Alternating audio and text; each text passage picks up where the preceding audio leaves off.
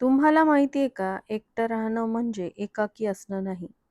आज मी तुम्हाला सांगणार आहे, एकटेपणामध्ये आनंद कसा शोधायचा. त्याचबरोबर आज घरी मी ताक बनवलं होतं. त्या ताकापासून पनीर कसं बनवायचं आणि माझ्या मंगळसूत्राबद्दल खूप जणींनी विचारलं होतं, की डिझाईन कशी आहे वगैरे शेअर करा. तर त्या मंगळसूत्राची डिझाईन पण मी व्हिडिओच्या शेवटी शेअर करणार आहे. त्यासाठी हा व्हिडिओ स्किप न करता शेवटपर्यंत बघत राहा. नमस्कार सर्वांना, श्री स्वामी समर्थ. स्वागत आहे तुमचं माझ्या यूट्यूब चॅनलवरती. आजचा दिवस तुम्हाला खूप छान सुखाचा, समाधानाचा जाऊ देत. हीच मी स्वामींच्या चरणी प्रार्थना करते आणि आजच्या या नवीन व्हिडिओला सुरुवात करते. शाळा सुरू झाल्यापासून दिवसाची सुरुवात ही स्वयंपाकघरातूनच होते. मुलांचा डबा, नाश्ता, दुपारचा स्वयंपाक हे सगळं आटोपलं, की मग बाकीची कामं करायला आपण मोकळे होऊन जातो. इतके दिवस सगळे घरात होते त्यामुळे घर कसं भरल्यासारखं होतं आणि आता एक-एक करून सगळेजण घराबाहेर पडतात आणि मग माझ्यासोबत असतो तो माझा एकटेपणा. आपण आज याच विषयावर बोलणार आहोत, जो आपल्या सगळ्यांच्याच आयुष्यामध्ये कधी ना कधीतरी येतो. काही वेळा घरामध्ये कोणी नसतं, नवरा ऑफिसला गेलेला असतो, मुलं शाळेत जातात आणि आपले आई-वडील देखील आपल्यापासून दूर असतात. तेव्हा मनामध्ये एक वेगळीच रिकामेपणाची भावना येते, नाही का? असं सगळ्यांच्याच बाबतीत होतं असं नाही. काही जण जॉइंट फॅमिलीमध्ये राहतात, त्यामुळे त्यांना तो एकटेपणा जाणवतही नसेल किंवा बऱ्याचदा भरल्या घरातही एकटेपणा जाणवतो. कारण घरातील इतर सदस्यांसोबत आपले विचार जुळत नसतील, तर मग आपल्याला एकटेपणा कुठेतरी जाणवत असतो. पण मला सांगायचंय, की एकटेपणा जो आहे तो शाप नसतो, तो ती एक संधी असते. मला आजही आठवते माझ्या लग्नानंतर सुरुवातीला मला हे खूप जड गेलं होतं. कारण घरामध्ये भरपूर माणसं होती, पण घरही मोठं होतं, पण सगळेजण घराबाहेर पडायचे आणि नवरोबा देखील घराबाहेर गेल्यामुळे मग मला घरामध्ये खूप अवघडल्यासारखं वाटायचं. कारण घर एकतर मोठं, मग मी टीव्ही लावायची, वेळ कसा घालवायचा हा विचार करायचे.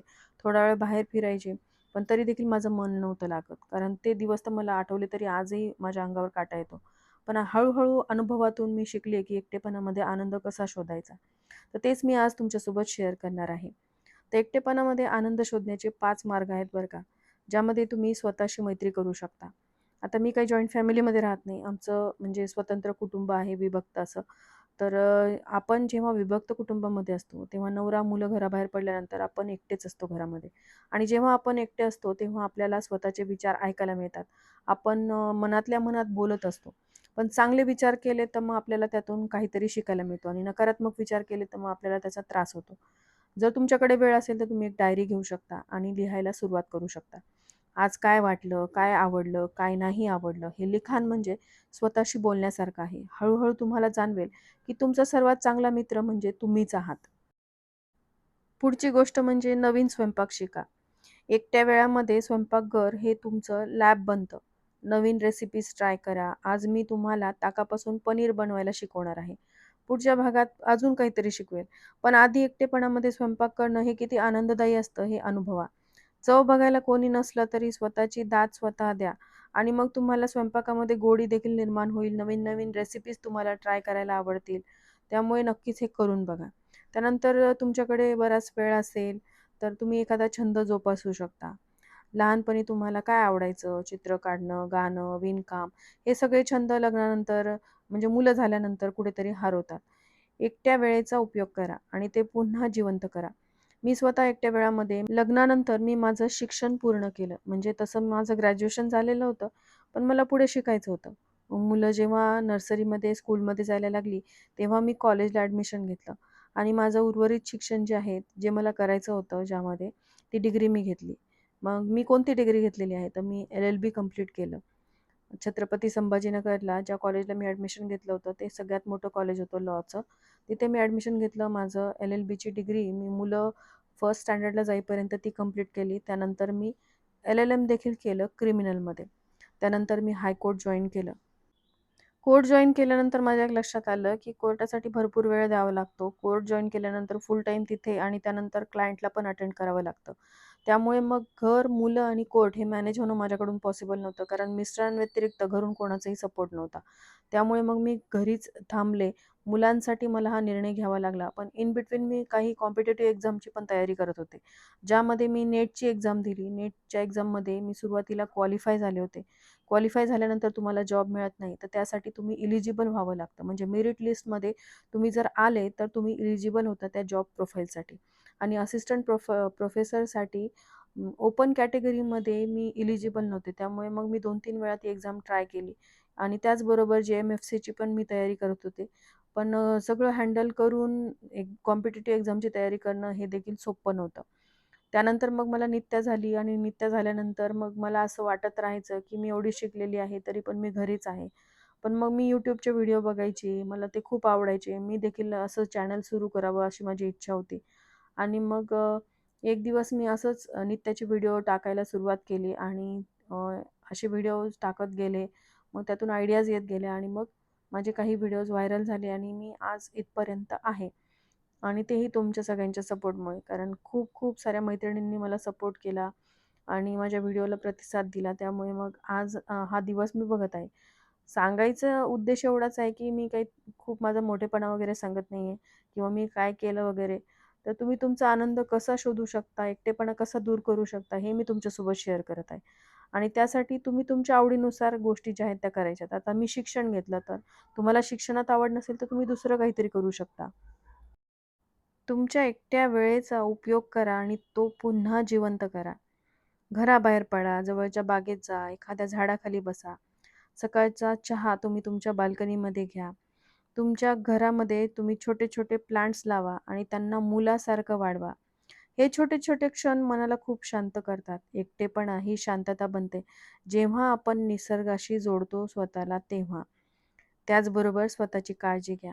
आजकाल एकटेपणा किंवा एकाकीपणामुळे बरेचसे आजार उद्भवतात, ज्यामध्ये डिप्रेशन असेल.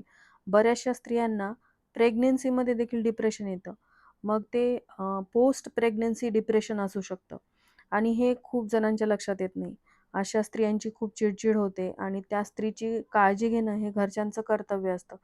पण खूप जण अवेअर नसतात. त्यामुळे ती बाई किती चिडचिडी आहे किंवा ती बाईच खराब आहे असा लोक समज करून घेतात.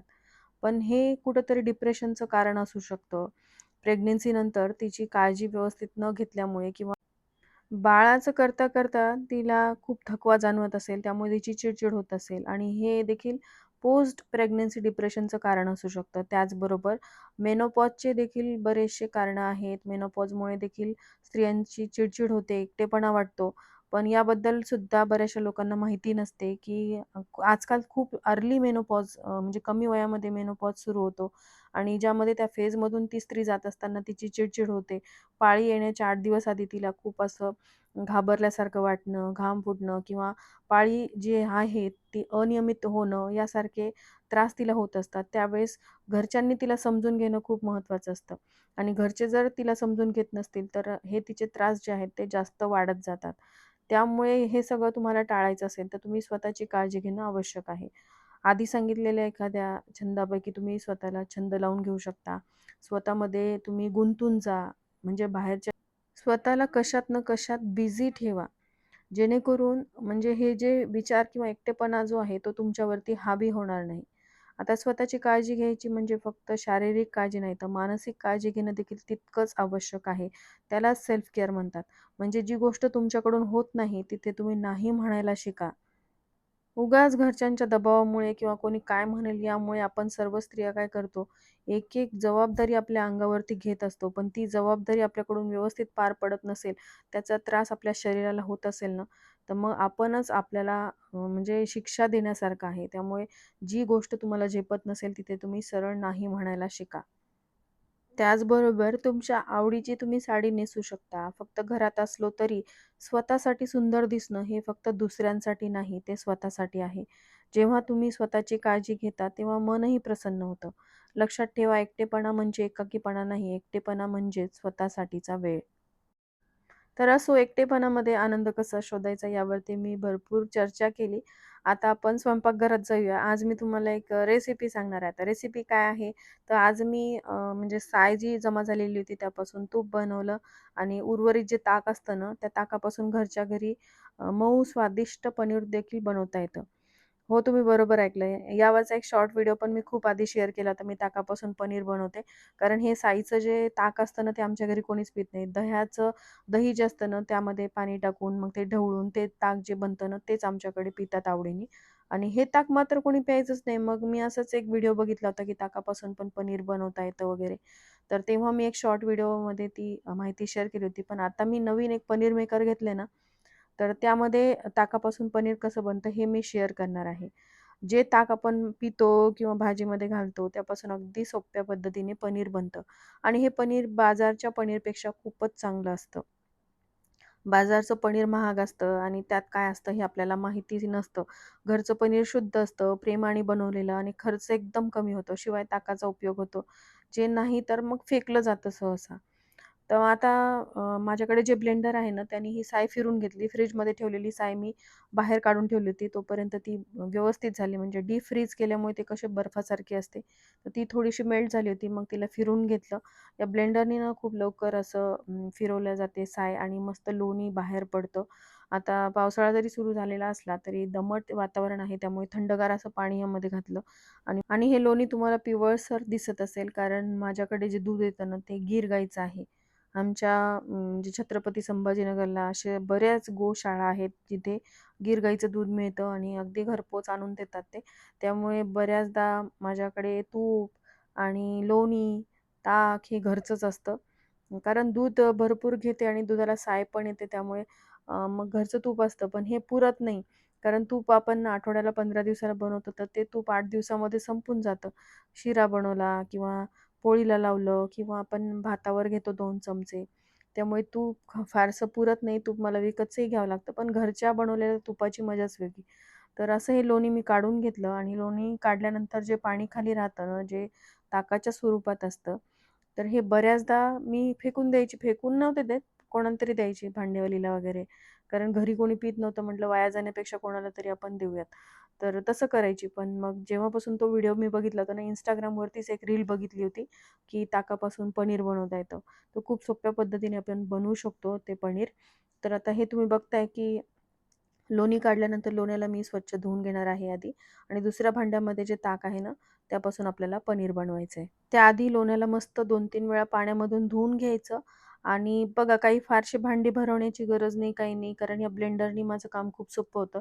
ज्या भांड्यामध्ये मी साय ठेवलेली असते, त्याच भांड्यामध्ये मी ब्लेंडरनी फिरवून घेत असते आणि दुसऱ्या कढईमध्ये मग मी तूप कढवून घेते. म्हणजे आता ही जाड कढई आहे, त्यामध्ये मग मी हा लोण्याचा गोळा जो आहे तो वितळून घेते. मला हे बनवायला इतकं आवडतं ना, कारण त्या ब्लेंडरच्या साहाय्याने खूप सोपं झालेलं आहे काम. आधी कसं मिक्सरच्या भांड्यामध्ये टाका किंवा मी हाताने म्हणजे पळीनी सुद्धा मी बऱ्याचदा लोणी बनवायची. पण त्याला देखील वेळ लागतो आणि हात देखील दुखतात. पण ह्या ब्लेंडरमुळे माझं काम खूप सोपं झालंय. तर आता जाडबुडाच्या भांड्यामध्ये आता हे जाडबुडाचंच भांडं आहे.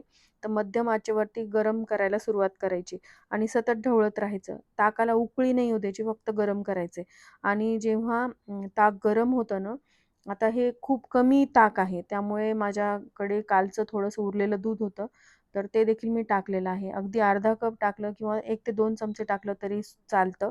आता जेव्हा दूध वेगळं व्हायला सुरुवात होते, पांढरे-पांढरे गुठळे वर यायला लागतात. तर ते कधी होतं जेव्हा आपण यामध्ये लिंबू किंवा व्हिनेगर टाकतो. तर मी 2 चमचे असं व्हिनेगर टाकलं आणि व्हिनेगरमुळं काय होतं, की याला असं ते दूध फुटतं. म्हणजे जसं पनीर आपण बनवतो ना, तशा पांढऱ्या-पांढऱ्या गुठळ्या यामध्ये यायला लागतात आणि हेच पनीर आहे. आता गॅस बंद करायचा आणि त्यानंतर आपण चाळणीने हे गाळून घ्यायचं.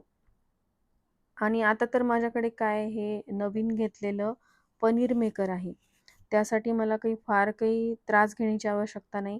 याच्यामध्ये पनीर कसं बनवायचं हे मी तुमच्यासोबत शेअर केलेलं आहे. तर तेच पनीर मेकर आहे. 1-2 वेळा मी यामध्ये पनीर बनवलंय. माझे मिस्टर बोलले, की "पनीरमध्ये सध्या खूप भेसळ असते. तू घरी बनवते, खूप चांगली गोष्ट आहे." त्यांना तर ही वस्तू खूप आवडली. तर यामध्ये जी चाळणी आहे ना, त्यामध्ये हे सगळं पनीर जे आहे ते टाकायचं. चाळणीतून खाली पाणी पडत राहतं. आता गरम असताना टाकलं ना तर थोडीशी काळजी घ्यावी लागते. पण थोडंसं थंड होऊ द्या. आता मी तुम्हाला व्हिडिओसाठी टाकून दाखवते.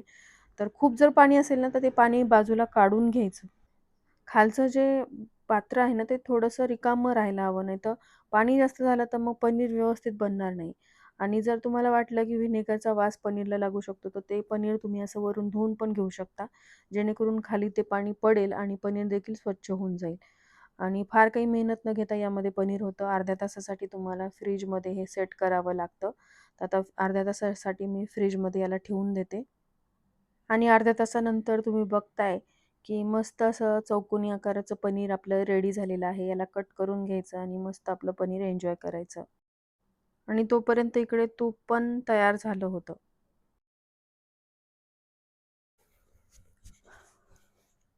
तर फायनली सगळं आवरलं घरातलं आणि आता मी वर आलेली आहे. अजून माझी पूजा पण बाकी आहे, पण म्हटलं चला आता ब्लॉग संपवण्याआधी तुम्हाला एक महत्त्वाची गोष्ट दाखवायची होती. कालच एका ताईंनी मला विचारलं होतं, की ताई तुमच्यासोबत मला भेटण्याची इच्छा आहे, तुमच्याशी बोलायचे वगैरे. तर नक्कीच योग असतील तर भेटूयात ताई आपण.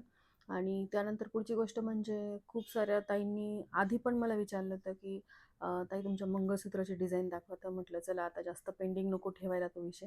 आणि माझी मंगळसूत्राची डिझाईन जी रोज मी घालते त्याची डिझाईन तुमच्यासोबत शेअर करते. तर चला, तर ही आहे माझी मंगळसूत्राची डिझाईन. तुम्ही बघू शकताय पळ्यांचं मंगळसूत्र जे टिपिकल महाराष्ट्रीयन आपण घालतो त्या टाईपचं हे डेलीचं माझं मंगळसूत्र आहे.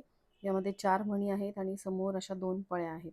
तर या पळ्यांच्या डिझाईनला ना ते सोनार म्हणे, की आम्ही याला तिरुपती बालाजींची डिझाईन किंवा तिरुपती बालाजी पळ्या असं नाव दिलेलं आहे त्यांनी. तर कारण असं की यावरती जो टिक्का तुम्हाला दिसतोय त्यामुळे ती डिझाईन अशी वाटते की तिरुपती बालाजींची आहे. आणि पूर्ण अखंड अशी चेन होती, पण मला काळे मणी हवे होते त्यामुळे मग त्यांनी मला ही चेन जी आहे ती बदलून दिली. या डिझाईनला ना पूर्ण अखंड चेन होती, मग त्यांनी वेगळी चेन मला काढून दिली ज्यामध्ये असे काळे मणी होते.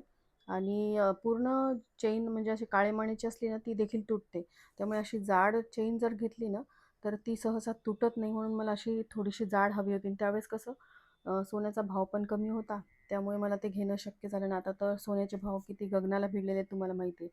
आता तर सोन्याचे भाव पाहायला गेलं तर खूप अवघड झाले सोनं घेणं किंवा घालणं देखील. त्यामुळे ही देखील जी डिझाईन मी घेतलेली आहे 2 तोळे, आता इतकं सहज नाही राहिलं किंवा सोपं नाही राहिलं की हे तुम्ही गळ्यात घालून वावरू शकता वगैरे. तर हे देखील मी आता ठेवून देणार आहे लॉकरमध्ये. आणि छोटीशी अगदी साधी साखळी जी मला ड्रेसवर किंवा साडीवरही कॅरी करता येईल अशीच डिझाईन मी बनवून घेईन. अगदी 2-3 ग्रॅममध्ये आजकाल लाईट वेटमध्ये मंगळसूत्र येतात. तर त्याच टाईपचं मी मंगळसूत्र घेणार आहे आणि जेव्हा घेईल तेव्हा मी तुमच्यासोबत शेअर करेल. पण तुर्तास तरी हे जे मी डेली वेअर करते ही मंगळसूत्राची डिझाईन तुम्हाला कशी वाटली कमेंट करून नक्की सांगा. आणि आजचा हा व्हिडिओ ज्यामध्ये मी तुमच्यासोबत काही गोष्टी शेअर केल्या, पनीर कसं बनवावं हे शेअर केलं, तर हे सगळं तुम्हाला आवडलं का हे देखील कमेंट करून सांगायला विसरू नका. चला तर मग भेटूयात अशाच एका नवीन व्हिडिओसोबत. तोपर्यंत सर्वांना श्री स्वामी समर्थ.